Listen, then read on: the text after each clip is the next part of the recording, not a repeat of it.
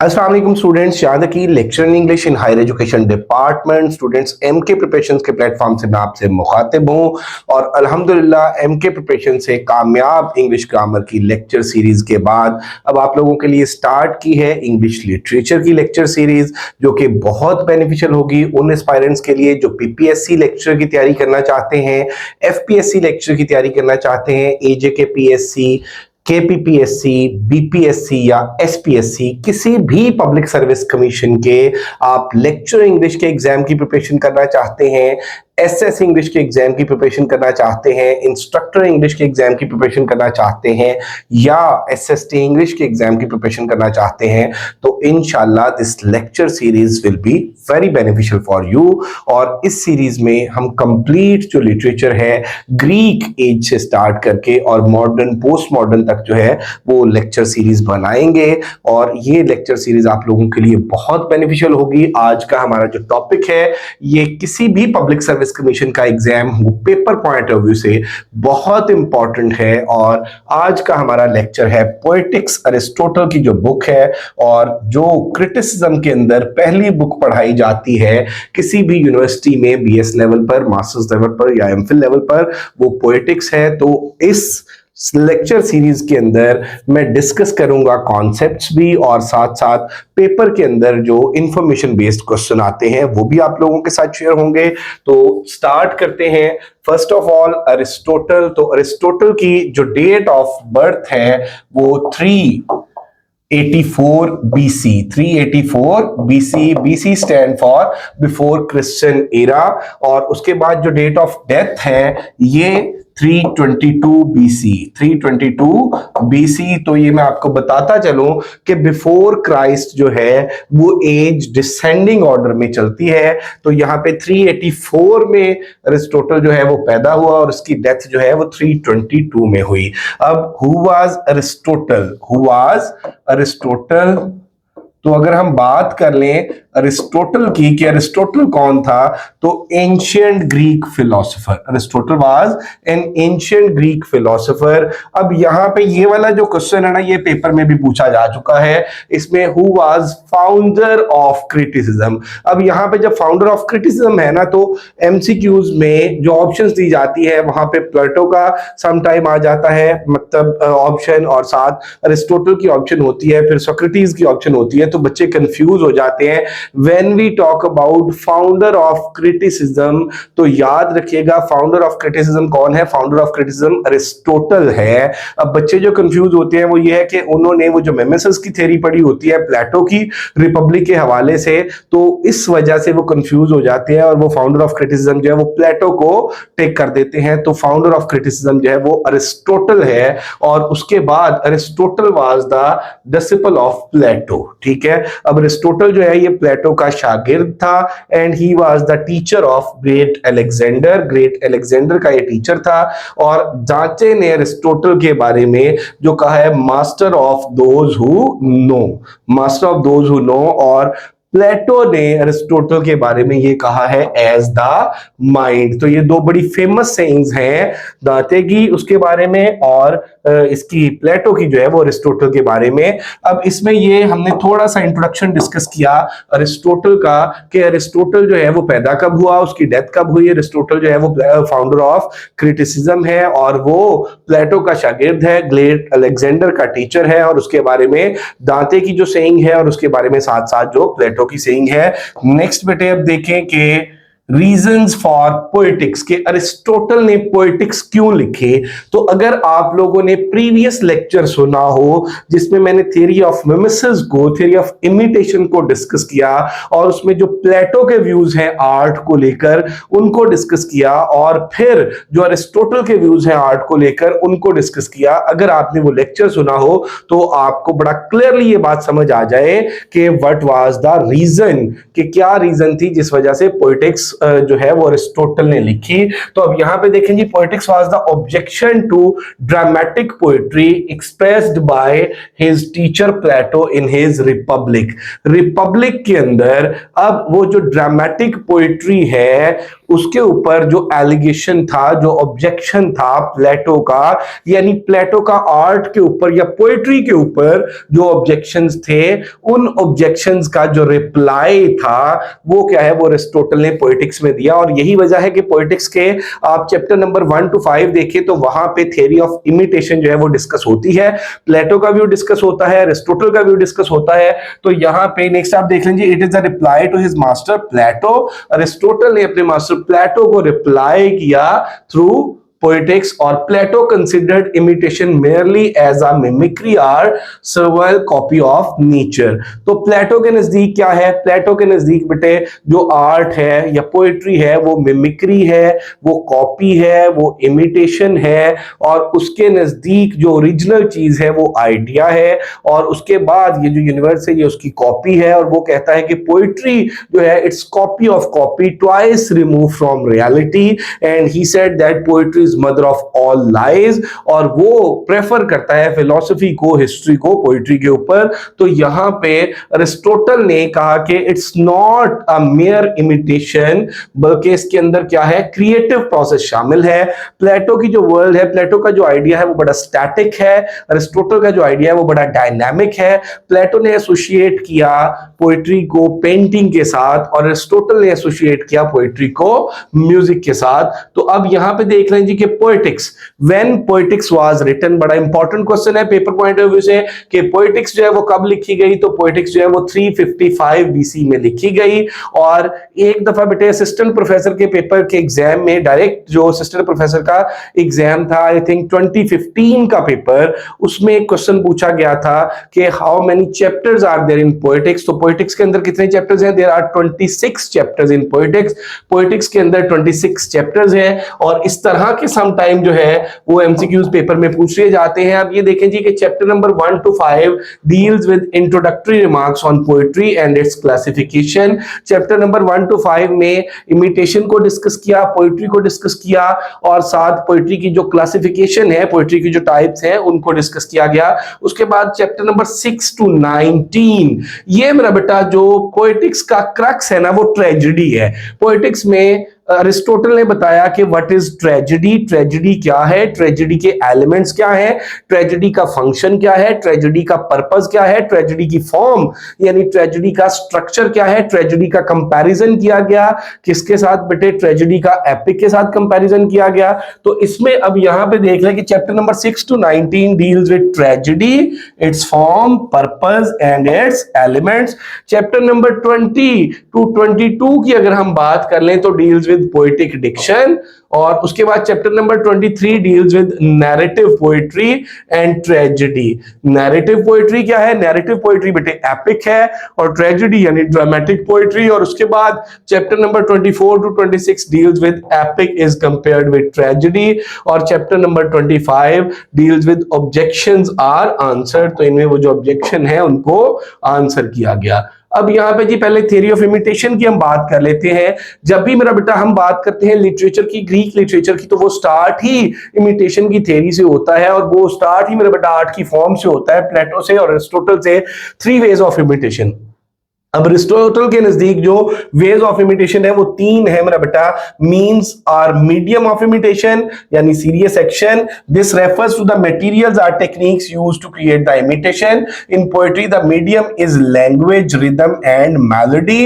In painting it's colours and forms. तो means मेरा बेटा क्या है कि अगर हम पोएट्री की बात कर लें तो इसके अंदर जो मीडियम है, इसके अंदर जो लैंग्वेज है, इसके अंदर जो रिदम है, इसके अंदर जो मेलोडी है, और अगर हम पेंटिंग की बात कर लें तो इसमें कलर और फॉर्म जो है। उसके बाद ऑब्जेक्ट ऑफ इमिटेशन की अगर बात हम करें तो in simple words man in action, this refers to the subject matter of the imitation. It can be anything that be presented in art including human actions. अब ये कोई भी चीज हो सकती है इंक्लूडिंग ह्यूमन एक्शंस, कैरेक्टर्स और even inanimate objects. For example in a tragedy the object might be the actions and experience of a noble character. और मैनर ऑफ इमिटेशन आ जाता है, वर्ड्स इन डायलॉग्स, यानी नैरेटिव है epic के अंदर और ड्रामेटिक है ट्रेजेडी के अंदर। This refers to the way imitation is presented, कि किस तरह से जो इमिटेशन है वो पोर्ट्रे की गई, वो प्रेजेंट की गई। It can B narrative through a narrator, dramatic through direct action and dialogues, और अ combination of both. Aristotle discusses how the manner can vary in terms of whether the imitation is of something as it is or it's said to be or as it should be. अब जो Aristotle है बेटे वो बात करता है कि भाई it's not merely a copy of copy, तो imitation क्या है? imitation as it is or as it's said to be or as it should be. अब इसमें जैसा कि मैंने पहले आप लोगों को बताया कि भाई अगर पोएटिक्स की हम एक जुमले के अंदर बात करें कि पोएटिक्स के अंदर अरिस्टोटल ने किस चीज को बयान किया है, तो सिंपली वी कैन से कि पोएटिक्स के अंदर अरिस्टोटल ने ट्रेजेडी को बयान किया है। तो व्हाट इज ट्रेजेडी? अगर ट्रेजेडी की मेरा बेटा समटाइम ट्रेजेडी की जो डेफिनेशन है अरिस्टोटल की जो उसने पोएटिक्स में दी, वो डेफिनेशन पेपर में आ जाती है और उसमें से कोई वर्ड मिस किया होता है और उसमें नीचे ऑप्शंस पूछी होती है। तो tragedy is the imitation of an action. Tragedy क्या है? Imitation of an action. अब प्लेटो का भी और अरिस्टोटल का भी ये स्टैंस तो सेम था कि all art forms are imitative, लेकिन इमिटेशन का कॉन्सेप्ट प्लेटो का डिफरेंट था और अरिस्टोटल जो है उसके अंदर क्रिएटिव प्रोसेस को ऐड करता है। Tragedy is an imitation of an action that is serious, imitation of an action that is serious, complete and of a certain magnitude. ठीक है, serious हो, complete हो और certain magnitude हो, in a language embellished with each kind of artistic ornament, language figurative language हो, embellished with क्या है कि each kind of artistic element and each kind brought separately in separate parts of the work in the form of action and not in the narrative form with the incidents arousing fear and pity. अब यहां पे definition के अंदर tragedy का भी बता दिया गया है कि ट्रेजेडी क्या है और वो जो फंक्शन ऑफ ट्रेजेडी है जिसको हम कैथारसिस बोलते हैं वो भी बता दिया गया, arousing pity and fear wherewith to accomplish the catharsis of such emotions. तो यहां पे अगर हम बात कर लें ट्रेजेडी के एलिमेंट्स की, बेटा पेपर में अगर ग्रीक लिटरेचर से क्वेश्चन पूछा जाए ना तो एलिमेंट्स ऑफ ट्रेजेडी से क्वेश्चन आने के मैक्सिमम चांसेस होते हैं।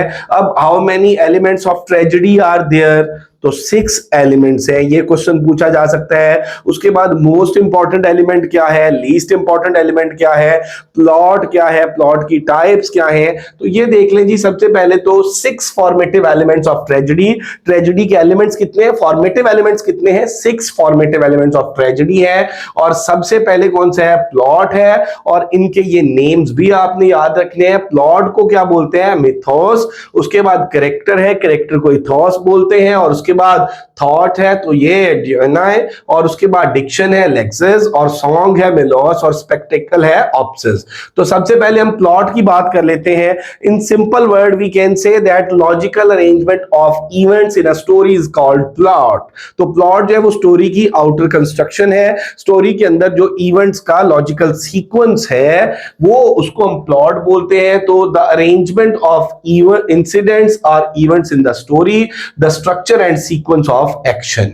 अब प्लॉट क्या है? प्लॉट मेरा बेटा in other words we can say the outer construction of story is called plot. और प्लॉट क्या है? लॉजिकल सीक्वेंस ऑफ इवेंट्स और इंसिडेंट इन अ स्टोरी। अब इसके बाद इंपॉर्टेंस, प्लॉट की इंपॉर्टेंस क्या है? Aristotle consider plot most important. Aristotle plot को क्या कहता है? Most important element of tragedy. तो which is the most important element of tragedy? Plot is the most important element of tragedy. A good plot should have a clear beginning, middle and end with unity and coherence. अगर हम plot की बात कर लेते हैं तो बेटे plot को हम इस तरह से देख सकते हैं। प्लॉट के अंदर यहाँ पे इसको हम एक्सपोजिशन बोलते हैं और ये हमारे पास क्या आ जाता है? क्राइसिस आ जाता है या कॉन्फ्लिक्ट आ जाता है, जिसको हम राइजिंग एक्शन बोलते हैं। यहाँ पे राइजिंग एक्शन और इसी तरह से ये ऊपर क्लाइमेक्स आ जाता है और ये फॉलिंग एक्शन है यहाँ पे, और ये मेरा बेटा इसका जो डेनोमा है। और ये आप देख लें कि ये क्या आ गया? ये हमारे पास प्लॉट आ गया। अब प्लॉट के अंदर प्रॉपर बिगिनिंग मिडल एंडिंग, ये बिगिनिंग है, ये मिडल है, ये एंडिंग है। तो अब आप ये देखें जी, ये प्लॉट के अंदर क्या होना चाहिए, यूनिटी होनी चाहिए, कोहेरेंस होनी चाहिए।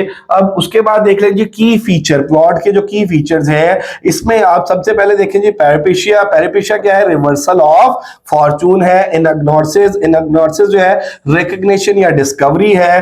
कैटास्ट्रॉफ है, कैटास्ट्रॉफ डाउनफॉल या डिस्ट्रक्शन है। उसके बाद कैथारसिस है, emotional purging of pity and fear है। और इसमें अगर हम इसके एग्जांपल को देख लें तो Oedipus Rex by Sophocles, Sophocles का जो इडिपस रेक्स है, journey from king to blind outcast follows a structured plot filled with reversal, learning he killed his father and recognition realizing the matter his mother। तो यहां पे आप देख लें कि इसके अंदर बेटे ये सारी चीजें ही हैं, रिवर्सल और ऑफ फॉर्चून भी, यानी पैरापेशिया भी है, इनग्नोसिस भी, रिकग्निशन डिस्कवरी भी है, कैटास्ट्रॉफ यानी ट्रेजिक डाउनफॉल भी है, और कैथारसिस भी है। तो एक्चुअली यही वजह है कि पोएटिक्स में जब आइडियल ट्रेजेडी की एग्जाम्पल कोट करता है एरिस्टोटल, तो वो कोट करता है किसको, प्ले इडिपस रेक्स को। या ट्रेजिक हीरो की जब वो बात करता है तो वो इडिपस रेक्स की बात करता है। अब यहां पे आ गया जाता है जी टाइप्स ऑफ प्लॉट। प्लॉट की अगर टाइप्स की हम बात कर लें तो अरिस्टोटल ने जो पोएटिक्स के अंदर प्लॉट की टाइप्स की बात की है वो सिंपल प्लॉट है और कम्प्लेक्स प्लॉट है। आगे चल के हम एपिसोडिक प्लॉट भी देखते हैं, लेकिन यहां पे सिंपल प्लॉट क्योंकि हम बात कर रहे हैं किसके पर्सपेक्टिव में, पोएटिक्स के पर्सपेक्टिव में। तो simple plot, plot is simple when the change in the fortunes of the hero takes place without peripety and discovery. और कंप्लेक्स प्लॉट क्या होता है, complex plot is complex when it involves one or the other both। the peripety is the change in the fortunes of the hero and the discovery is change from ignorance to knowledge।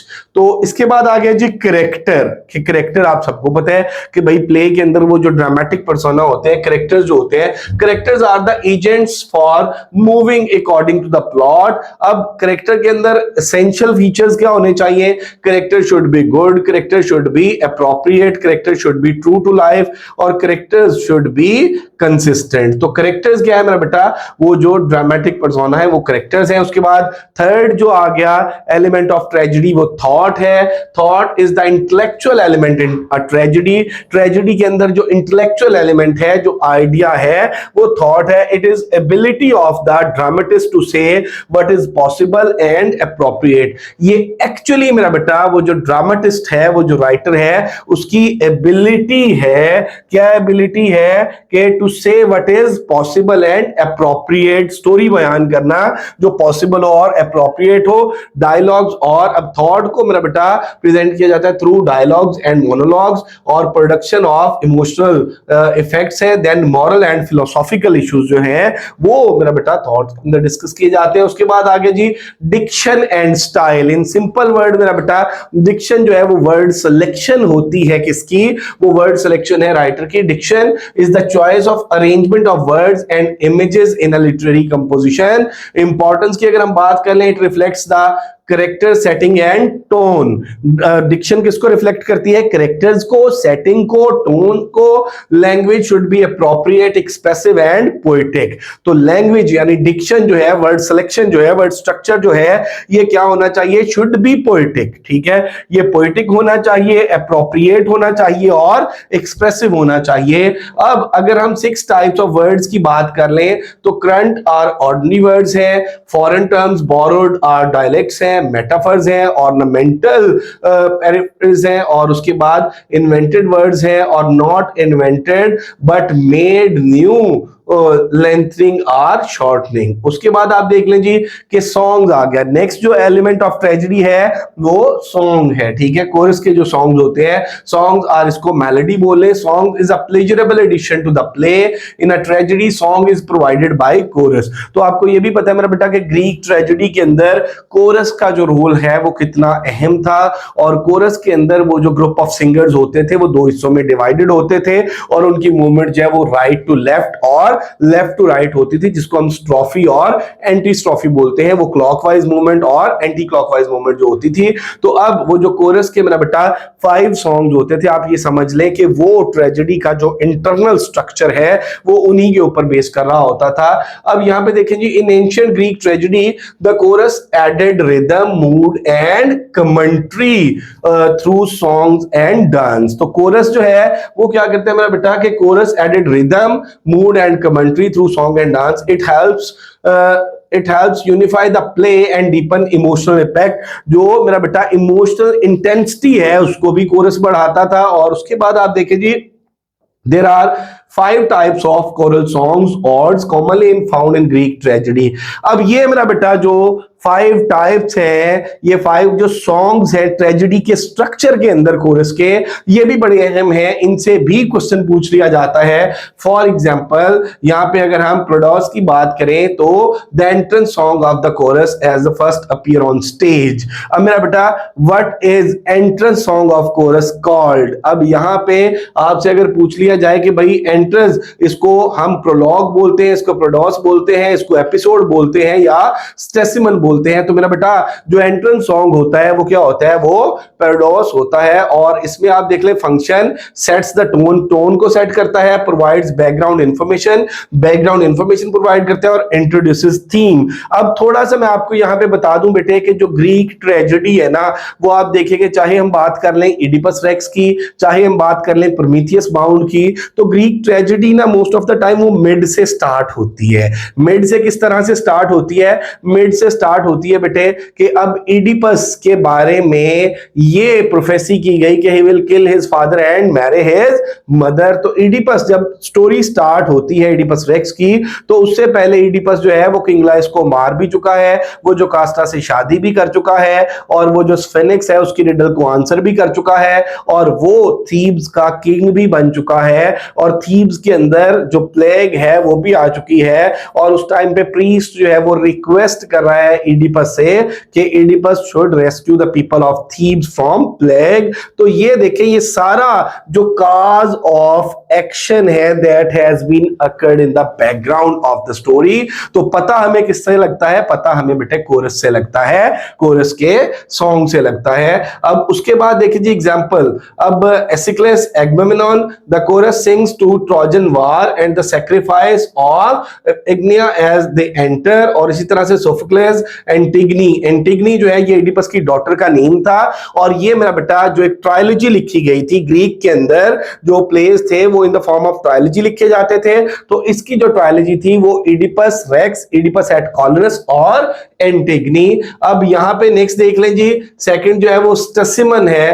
Definition, uh stationery coral ode संग between episode scenes. अब scenes के दरमियान में जो coarse के songs होते थे after the पैराडोस, पैराडोस के बाद, उनको हम क्या बोलते हैं? उनको हम स्टेसिमन बोलते हैं। और reflects on the events of the play, offers philosophical insight and commentary. अब यहां पे ये यूरिपिडीज का जो मीडिया है, the coarse of कॉरिंथियन women reflects the plight of women and marriage after Medea's betrayal। और ये सोफोक्लेस इडिपस रेक्स का the chorus reflects on the power of the gods and fate। उसके बाद थर्ड जो सॉन्ग आ गया बेटे, वो क्या आ गया हमारे पास? वो कमोस आ गया, a lyrical lament sung by both the chorus and the character, often in intense emotional scenes express shared grief or despair, heightens emotional impact। अब यहाँ पे एसिक्लेस का ये जो द लेपेशन बेयर्स है, इसमें देख लें, Orestes and Electra join with the chorus in a lament at Agamemnon's tomb. और सोफोक्लेस के एंटिगनी में देख लें, Antigone and the chorus lament her impending death. और इसी तरह से अगर हम देख लें प्रोमीथियस बाउंड में, तो उसमें भी मेरा बेटा इसकी एग्जांपल, और इडिपस रेक्स में भी इसकी जो एग्जांपल्स हैं वो मौजूद हैं। फोर्थ सॉन्ग जो है वो देखिए आप, एक्सोडस आ गया,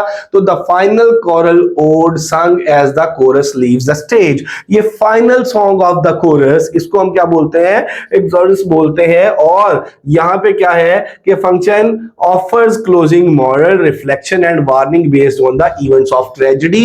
के इसका जो फंक्शन है, ये मेरा बेटा इसके फंक्शंस है। और एग्जांपल अगर सोफोक्लेस में इडिपस रेक्स जिसमें the chorus reminds the audience the limits of human happiness and the power of fate. के वो जो लास्ट सॉन्ग है किसमें मेरा बेटा, जो कोरस में, जो इडिपस रेक्स में कोरस का लास्ट सॉन्ग जिसको हम एक्सोडस बोलते हैं, उसमें आप ये देखेंगे कि वो जो कोरस है वो क्या करता है कि वो ऑडियंस को मतलब ये रियलाइज कराता है कि ह्यूमन की लिमिट्स क्या है और वो जो पावर ऑफ फेट है वो क्या है, count no man happy until he is dead. और उसके बाद आप देख लीजिए यूरिपिडीज आई में the chorus comments the justice of the gods and the tragedy that unfolded. और इसमें आप नेक्स्ट देख लीजिए कि ये लास्ट जो है मेरा बेटा, इसमें हाइपोक्रेमा ये लेस कॉमन है, ज्यादातर हम मेरा बेटा इन चार की ही बात करते हैं। इसमें हम लॉ की बात करते हैं और सॉरी इसमें हम प्रोडोस की बात करते हैं और फिर उसके बाद जो है वो स्टेसिमन की बात करते हैं और स्टेसिमन के बाद गोमोस की बात करते हैं और उसके बाद एक्सोडस की बात करते हैं। तो ये जो लास्ट वन है ये मेरा बेटा अगर हम इसकी बात कर लें तो ये हाइपोक्रेमा ये लेस कॉमन है। A lively song and dance often in celebration associated with ritual और फेस्टिविटी और adds variation something used in plays और लाइटर मोमेंट्स इन ट्रेजेडी। तो ऊपर जब हमने इडिपस रेक्स की बात की है या इसकी एंटिगनी की बात की है तो उसके अंदर ये जो चार सॉन्ग्स हैं मेरा बेटा ये कॉमन होते हैं। उसके बाद while rare in tragedy proper elements of hyporchema are seen in Euripides Helen where the chorus celebrates Helen's possible rescue. उसके बाद आ गया जी स्पेक्टिकल और स्टेज इफेक्ट। जो हम कहते हैं भाई के least important element of tragedy है वो स्पेक्टिकल्स है, मतलब क्या है वो ऑडियंस है या स्टेज इफेक्ट है। Spectacle is the mode of imitation by which the story presented on the stage before the audience. It is the sight of disaster and Aristotle cause this can raise fear and pity in the spectacle. Importance, although considered the least artistic by Aristotle, since it's not created by playwrights, spectacle can enhance emotional power. Oedipus Rex, Oedipus blinding himself is a powerful visual moment that reinforce the tragedy. तो ये थे मेरा बेटा elements of tragedy. Elements of tragedy हमने 6 elements को discuss किया। उन 6 elements के अंदर हमने प्लॉट को डिस्कस किया, हमने कैरेक्टर को डिस्कस किया, हमने थॉट को डिस्कस किया और उसके बाद हमने मेलोडी यानी सॉन्ग को डिस्कस किया और उसके बाद आप ये देख लीजिए कि हमने स्पेक्टेकल को डिस्कस किया। तो ये हमारे पास क्या थे कि ये हमारे पास 6 एलिमेंट्स ऑफ ट्रेजेडी थे। अगेन मैं आपको बताता चलूं कि मोस्ट इंपॉर्टेंट जो एलिमेंट है वो प्लॉट है और लीस्ट इंपॉर्टेंट जो एलिमेंट है वो स्पेक्टिकल है। प्लॉट फर्स्ट वन, उसके बाद मेरा बेटा कैरेक्टर आ जाते हैं, उसके बाद थॉट आ जाते हैं, उसके बाद डिक्शन आ जाते हैं, उसके बाद मेलोडी यानी सॉन्ग आ जाते हैं और लास्ट पे स्पेक्टिकल है। अब आगे जी एपिक एंड ट्रेजेडी। तो एपिक क्या है? Epic long narrative poem. याद रखिएगा कि ट्रेजेडी में जब हम बात करते हैं तो ड्रामेटिक पोइट्री है ट्रेजेडी और एपिक क्या है? नैरेटिव पोइट्री है। तो poetry is divided into epic and narrative and dramatic poetry on the basis of the manner of imitation. तो पोइट्री जो है ये नैरेटिव में और ड्रामेटिक में डिवाइडेड थी, यानी एपिक और ट्रेजेडी में epic was narrative and tragedy was dramatic. Epic is the narration of an action in words and tragedy is the dramatic representation of an action. अब यहाँ पे similarities between epic and tragedy कि epic और tragedy के अंदर जो similarities हैं वो क्या है? Use of refined diction, दोनों के अंदर जो diction है वो मेरा बेटा बेहतरीन होती है। Both in tragedy and epic the poet should know the art of telling lies in the right way. Both should have the ability of artistic imitation. दोनों के अंदर मेरा बेटा आर्टिस्टिक इमिटेशन होनी चाहिए, दोनों की जो डिक्शन है वो बड़ी होनी चाहिए। अब डिफरेंस आ जाए, difference between epic and poetry. एक मैंने टेबल ड्रा किया है, इससे आसानी से आपको चीजों की समझ आ जाएगी। एपिक नैरेटिव होती है, ट्रेजेडी ड्रामेटिक होती है। एपिक जो है वो लॉन्ग है, हम एपिक को डिफाइन ही लॉन्ग नैरेटिव पोएम करते हैं। और जब इंग्लिश लिटरेचर में हम एपिक की बात करते हैं तो paradise lost is a pure epic. आपको पता है कि एपिक कंसिस्ट ऑफ 12 बुक्स। और उसके बाद आप देख लें जी must be confined to single, revolution, sun, unity of action है एपिक के अंदर, और यहां पे 3 यूनिटीज हैं, टाइम, प्लेस और एक्शन की, और use of 1 meter heroic couplet, use of various meters, और all elements of tragedy not song and spectacle. इसके अंदर सॉन्ग एंड स्पेक्टेकल नहीं होते, और इसके अंदर 6 एलिमेंट्स होते हैं इंक्लूडिंग सॉन्ग एंड स्पेक्टेकल। और उसके बाद आप नेक्स्ट देख लें जी कि नेक्स्ट अगर हम बात करते हैं तो टाइप्स ऑफ रिकग्निशन, डिस्कवरी क्या है। डिस्कवरी से भी most of the time question पूछा जा सकता है कि what is discovery in plot, what is discovery in tragedy, या अरिस्टोटल ने पोएटिक्स के अंदर डिस्कवरी को किस तरह से डिस्क्राइब किया। तो अरिस्टोटल्स पोएटिक्स डिस्कवरी, डिस्कवरी हम क्या बोलते हैं, एनाग्नोसिस। एनाग्नोसिस क्या है, डिस्कवरी है, refers to a character's change from ignorance to knowledge, often involving a revelation of identity or truth। अगर हम बात कर ले मेरा बेटा इडिपस की डिस्कवरी की, इडिपस के एनाग्नोसिस की, तो when he realized that he was the son of his wife जोकास्टा, तो ये मेरा बेटा क्या है, and he was the killer of his father, तो ये क्या है उसकी discovery. Aristotle identifies 6 types of discovery. How many elements of plot, Aristotle ने sorry elements of tragedy, tragedy के एलिमेंट्स कितने, 6, डिस्कवरी की टाइप्स कितनी है, 6। अब मेरा बेटा वो डिस्कवरी की जो टाइप्स हैं, 6 types of discovery ranging from the least to the most artistically effective by means of science. ये पहली देख ले, discovery through means of science or contrived by the author, prompted by memory, through deductive reasoning, through faulty reasoning, and as a natural part of the plot। और वो जो natural part of the plot है discovery through natural part of the plot, उसको organic plot के through वो जो है उसको best form वो कहते हैं। The best kind of discovery is organically connected to the plot's unfolding and is often paired with the peripecia यानी reversal ऑफ फॉर्चून। तो डिस्कवरी थ्रू एक्शन यानी डिस्कवरी थ्रू प्लॉट जो है उसको मेरा बेटा बेस्ट टाइप बोलते हैं। ये भी पेपर में एक दफा क्वेश्चन पूछा जा चुका है। अब यहां पे हम अगर बात कर लें कि ये हमने 6 टाइप्स का, वो जो डिस्कवरी की 6 टाइप्स हैं उनको हमने ब्रेक डाउन किया। सबसे पहले ये फर्स्ट वन है जी, फर्स्ट वन डिस्कवरी किसके, मीन्स और साइंस के थ्रू। ये फर्स्ट टाइप ऑफ डिस्कवरी है। दिस इन्वॉल्व्स रिकॉग्नाइजिंग समवन और something through physical attributes like scars और डिस्टिंग्विशिंग फीचर्स। तो जिस तरह से if you remember the story of Othello, और ओथेलो के अंदर मेरा बेटा वो जो ओथेलो ने डेस्टिमोना को हैंकरचीफ दिया था स्ट्रॉबेरीज जिस पे बनी हुई थी, तो ये किसी साइन के थ्रू, किसी मीन के थ्रू जो है ये क्या है, ये डिस्कवरी मीन्स आर साइंस। दूसरी जो डिस्कवरी है contributed by the author, the type of discovery feels artificial and force lacking the natural flow of the plot. उसके बाद आप देख लीजिए prompted bye memory, a characters memory of past event और object triggers the discovery. ये आप देख लें कि डिस्कवरी थ्रू मेमोरी, इसको आसान लफ्जों में कि कैरेक्टर को जैसे बिजली का कोई शॉक लगा और उसको अचानक पास्ट में, काफी सारी मूवीज में आपने इस तरह से देखा होगा। तो उसके बाद आ गया discovery through deductive reasoning, the discovery is the logical outcome of the characters thought process. और उसके बाद आप नेक्स्ट देख लें, नेक्स्ट जो है वो through faulty reasoning, a character misinterprets information or evidence leading to the flawed discovery। और उसके बाद naturally a part of the plot, ये best form है discovery की according to Aristotle। This is the most artistically satisfying type where the discovery is an inevitable consequence of the events and characters actions। Aristotle emphasizes that the best discovery is the one that is organically like the plot's progression and ideally accompanied by a peripecia where a character's fortune change dramatically as a result of hamartia। और उसके बाद आप देख लीजिए spirity of tragedy over epic, how tragedy is superior to epic। तो it has all the elements of an epic and has also spectacle and song which the epic lacks। अब यहां पे अगर हम बात कर लें किसकी, ट्रेजेडी की, 6 एलिमेंट्स हैं ट्रेजेडी के अंदर।